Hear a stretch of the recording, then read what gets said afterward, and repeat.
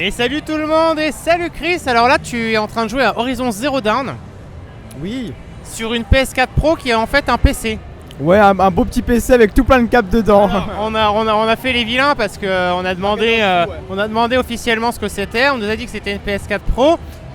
Moi je me suis dit, je trouve ça bizarre parce que de mémoire j'ai pas le souvenir que Horizon Zero Dawn est un mode de 1080p amélioré. Or là on n'est pas sur un écran 4K. Donc on a ouvert un petit cache en fait qui abrite le fil de la manette. Et oh, la PS4 Pro est grise, elle ressemble à un boîtier d'Alienware.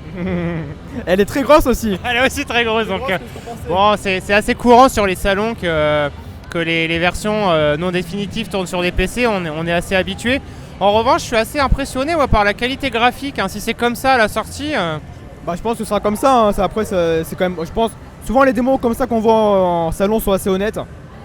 Franchement c'est vrai que c'est pas mal, il y a pas mal de brins d'herbe qui s'agitent, on voit assez loin. Par contre je sais pas ce que tu penses des détails au fond, tu vois les arbres. C'est moche, hein.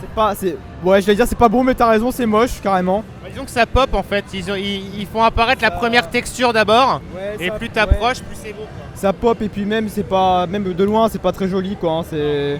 Non, c'est joli quand c'est pas très loin, mais après ça que tu te dis. C'est impressionnant, je trouve quand même la densité de la végétation au sol, elle est quand même assez exceptionnelle, hein. Far Cry l'avait fait aussi dans le 3 déjà, oui. Hein. Donc c'est pas non plus exceptionnel au point de le mentionner vraiment clairement, mais c'est vrai que c'est quand même joli, hein, bien sûr, mais ouais, c'est agréable à regarder, hein. C'est pas non plus exceptionnel. Mais non, ça casse pas 10 pattes à une poule, surtout de loin. Est-ce que tu... Après, faut dire qu'on est assez près, hein, tout le temps. Donc, oui, on est assez près. Est-ce que tu as joué déjà 10 minutes à peu près?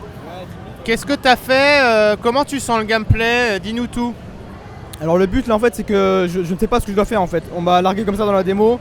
Il y a des petites bestioles qui traînent. Ce que je fais moi tout bêtement. Des points jaunes là qui clignotent. Ah, c'est que j'essaie de les tuer. Et voilà, je fais un petit peu ça.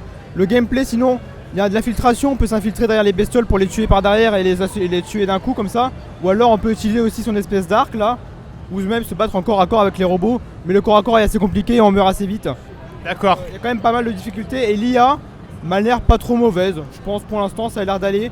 Parfois elle a un peu de mal à détecter, mais bon bah c'est le problème de ces jeux là, hein, malheureusement. Ouais, les open world, de toute façon dans les jeux vidéo d'une manière générale, on n'arrête pas de le dire, l'IA progresse beaucoup moins vite que le reste, hein. Et en plus quand c'est un jeu d'infiltration, un peu action entre les deux, souvent c'est comme ça, c'est que parfois ça détecte pas très bien et bon voilà, maintenant on s'y fait malheureusement, mais ça va encore, il y a pire.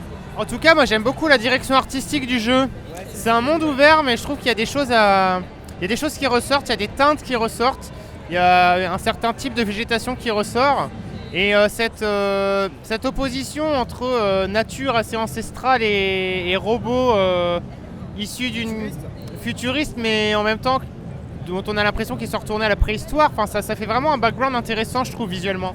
Ouais, en plus, je sais pas si t'as remarqué, c'est des robots qui mangent, on dirait, tu sais, ils mangent l'herbe. Ils broutent. Ouais, donc je sais pas trop ce qu'ils font, mais voilà, c'est que c'est cette direction artistique qui mélange un petit peu, qui fait une sorte d'anachronisme en fait. Ouais. C'est ça que c'est original et ça donne envie d'en savoir plus. Et moi, surtout, j'attends le jeu sur un point qui est vraiment important pour moi et qui fera tout le jeu, c'est le scénario, clairement. Comprendre ce qui s'est passé, comprendre pourquoi on est là, comprendre pourquoi le monde il est comme ça quoi finalement. Et puis finalement c'est vrai que Guerrilla Games est pas trop clair, on sait pas trop si c'est un action RPG, si c'est un jeu d'action aventure infiltration. Bon, je pense qu'il y aura un peu de tout. Il y a un côté RPG, ouais. Il y a un côté RPG aussi, ouais. Et mais c'est vrai que ouais, côté scénario j'attends aussi pas mal de choses. J'espère juste que ça sera pas de la promenade comme tant de jeux en monde ouvert peuvent nous en promettre avec des quêtes FedEx, va me chercher ci, va me chercher ça, quoi. Et j'ai peur de ça moi, malheureusement ça risque d'être un peu comme ça quoi. Un peu comme Dying Light quoi, mais en pire. Il y a moyen que ce soit comme ça. Après il faudra voir ce qu'il en est vraiment, mais c'est vrai qu'il y a des chances que ce soit comme ça, ouais. Oui.